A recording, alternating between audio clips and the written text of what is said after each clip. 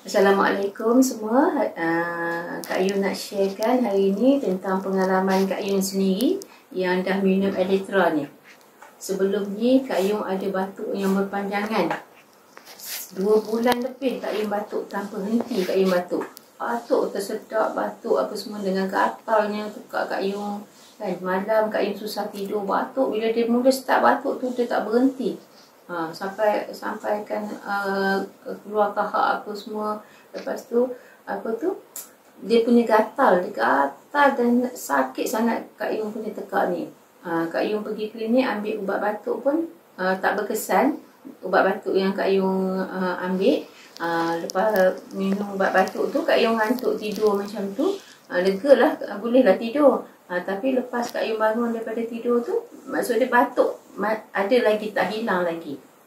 Lepas tu produk TDC ni keluarkan Elytra ni. Kak Yun pun cubalah Elytra ni kan. Kak Yun cuba Elytra ni, alhamdulillah Kak Yun mengamalkan Elytra ni 1 pagi, 1 tengah hari, 1 malam Kak Yun minum Elytra ni. Nak tidur Kak Yun minum Elytra ni. Alhamdulillah dalam masa tempoh 2 minggu macam tu lah Kak Yun perasan batuk Kak Yun makin kurang lah kan. Tapi selama Kak Yun dalam proses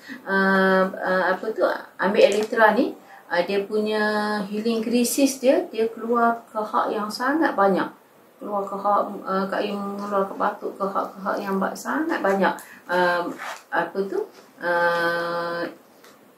Infect daripada Kak Yun ambil ni. Tapi alhamdulillah selepas 2 minggu Kak Yun ambil Elytra ni kan, Kak Yun tak ada batuk seteruk yang 2 bulan setengah yang Kak Yun batuk tu.